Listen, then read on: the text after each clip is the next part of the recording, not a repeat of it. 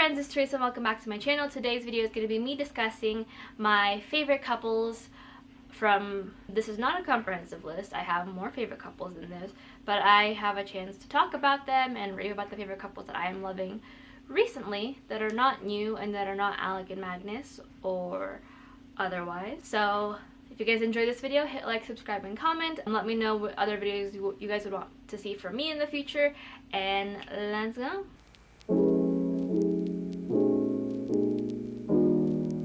So I don't feel like pulling out all of the books because sometimes filming is hard and I have to put all of them back, and with how my shelves are set up, there's like a lot of layers to them. So I don't feel like pulling out all of the books. So we're just gonna have screenshots of the book covers or fan art from the books because I'm lazy. But the first couple on this list is one that I mentioned in my wrap up, and that is gonna have to be Atlas and Lily. It ends with Us by Colleen Hoover.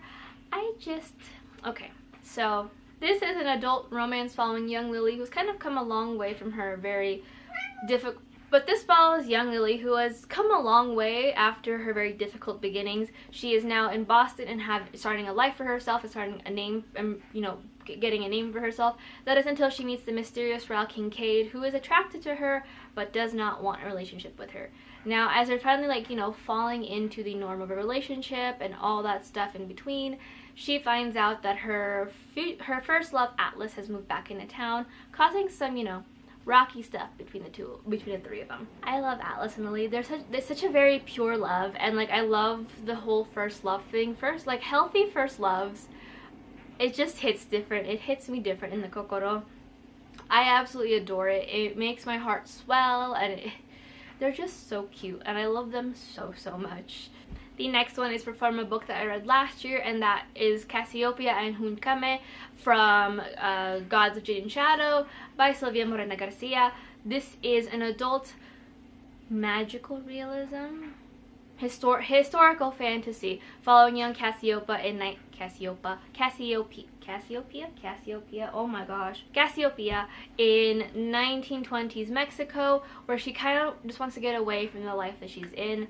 That is until one day she accidentally opens a box and loses the god of the dead, and now with this adventure they have to go on, things start to happen. I love this relationship. It's just a very slow burn and just very sweet on each other, and I love that Cassiopeia didn't lose any bit of herself while being with this very literally an all-consuming god of a man, because he's a literal god. But I love that she kind of retained that energy, and there was never an instance where Hunkame wanted her to become anything less than. He made comments about it, but at the end of the day, she was too stubborn-headed and too focused on what she wanted to really listen to him, which I genuinely enjoyed. And I love them so much. I love their ending, felt very right to me, even though it broke my heart. And I want to read more from this couple, from this world, really. But I cannot, because this is a standalone, and life hurts when it's just a standalone. I never realized how attached I get to series until I read a standalone, and I'm sitting here what do you mean? This is the only time. This is the only time I will ever see these characters ever again. It's rude. The next one is a couple that I absolutely adore, and that is Thomas and Alistair from the Last Hours series. I just love them. There's just a lot of angst with them. Chain of Gold is a YA historical fantasy following it's set in the Shadowverse a couple decades after the Infernal Devices. This is now in Edwardian London, where we follow the children of Will and Tessa and all that fun stuff, kind of traversing and making their own way into the Shadowhunter universe. This follows young Cordelia, who comes to London to avoid a scandal with her father, and runs into the Merry Thieves, whom are her childhood friends, and things ensue, as they always do. But I love Thomas and Alistair. There's so much angst in that couple, and all I want is for Thomas to be happy. I just want Thomas in happiness at this point. Alistair is very much still figuring himself out and figuring out who he wants to be, but Thomas, they're just such a cute couple, and there's just so much angst, and I don't know how it's gonna end in the last book. And somehow Cassie decided to push the book, well, she didn't decide. things happened that made her need to push the book back. But the new release date is like right at the beginning of the holidays, and I don't know how I'll be able to handle all that emotion packed into the holiday season when there's already so many emotions. So like I think this will probably be the year that I go up to my therapist after I finish a book and be like, I need help. There are too many emotions happening here. Assist me. I mean, I do that anyway, but now it's because it's going to be caused by a book, which is like, she's probably going to look at me like, oh god, I'm only an intern. The next couple is Elsie and Ben from Forever Interrupted by Taylor Jenkins Reid. This is an adult romance, contemporary romance following a young couple who get married very quickly. About like maybe like not even a week into their marriage, Ben goes to the store to pick up some cereal for his wife and ends up getting run over with a car and dies, leaving Elsie to pick up the pieces and finds herself running into Ben's mother, who doesn't even know that he got married, let alone that she existed. I love Elsie and Ben's romance. It was just, again, like those pure romances that happen where you two meet and you know that you're supposed to be together for the rest of your lives. And there's like no rhyme or reason or timeline that you guys can create that'll make sense of it. You just know that like this is my person, I want to be with this person for the rest of my life. And you will do whatever it takes to make sure that you are tied to them in every single way. It was just such a heartbreaking and loving story, and while Ben is dead for literally like 95% of this novel, it's not a spoiler, it's in the synopsis. Their love was just so pure, and he was just such a pure lover and so all-consuming with how he loved her so much. Pure love is like a trope that will get me every single time. I need more of it. The next one is the couple from Wolfsong by TJ Klune. This is an adult paranormal romance following young Aksu. Isn't necessarily like the brightest in the box. He's not the sharpest crayon in the packet, as he likes to say. But that is one day he meets with this young boy named Joe, and they embark on a budding friendship, budding romance, as they grow into themselves and whatnot, and find out there might be a werewolf or two along the way. TB and I read this for a long time, and Ox and Joe killed us, destroyed us. Like 30% of the book was literally just vibing, and then after that it was heartbreak and angst and everything. But Ox and Joe's romance and their relationship is just so pure. It's just so wholesome, and like it's so good because it's written by a gay man, and you can tell there's a lot of love and like attention that was brought to this romance, and it was just so I love me a pure romance. Like I love like those ships that are just like pure in their love and their like adoration for one another. It's everything to me. It's everything.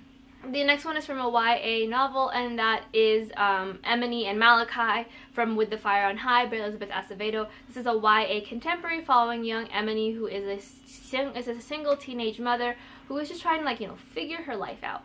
Figure out where she needs to go, what she needs to do, and, like, just really love her cooking and just, like, to help raise her daughter. She starts taking a cooking class in her school and finds out that there's more to cooking than just really, more to cooking in life than just following the recipe given to her. I loved Emily and Malachi's romance. It wasn't like the main thing of the book, because this main part of the book is just Emily figuring herself out and falling in love with being a teenager and just getting to really enjoy those things that she hasn't been able to because she is like a teen mom. But I love that her walls were built so high up, because she just was like, I need to focus on school, on my kid, that's it. And then like Malachi comes in and he's such a soft kid. He's such a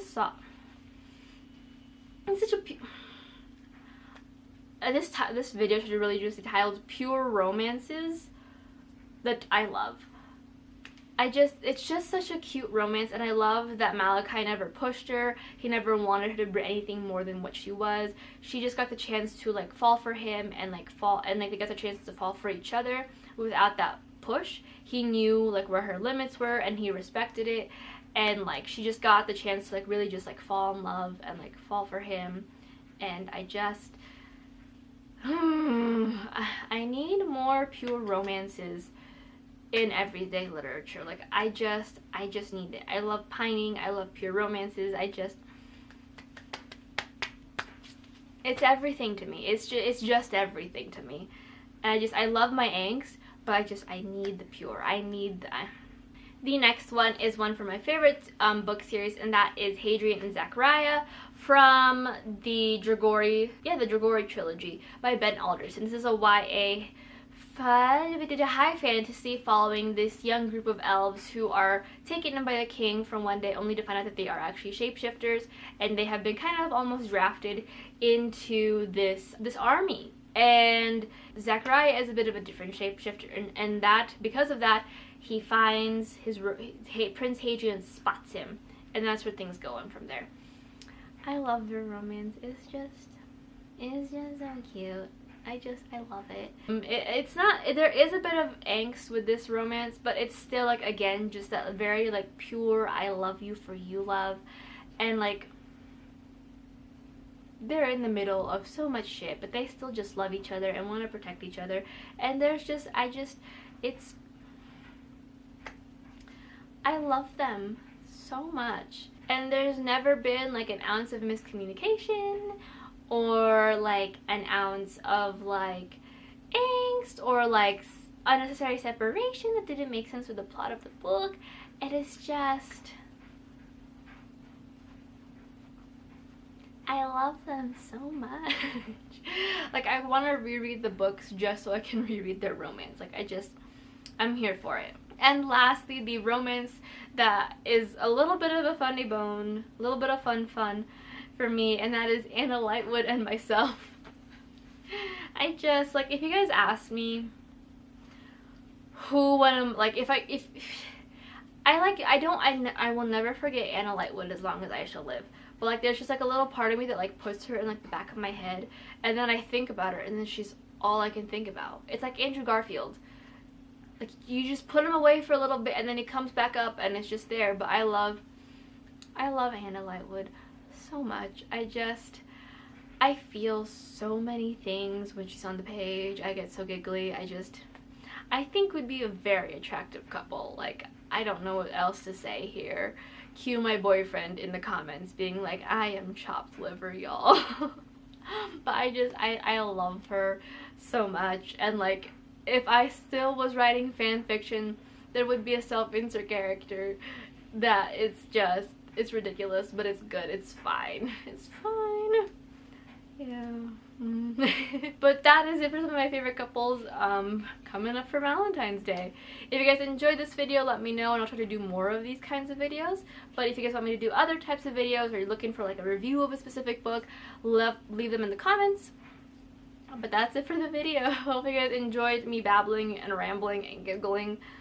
It was just a good time. But until next time, hope you guys are having a wonderful week, and hopefully if you guys are not having a wonderful week, because I know Valentine's Day is a little, you know, hopefully you guys get the chance to spend a time with some friends and family and just, you know, really be in the lovey-dovey feels without being romantic. But until next time, bye.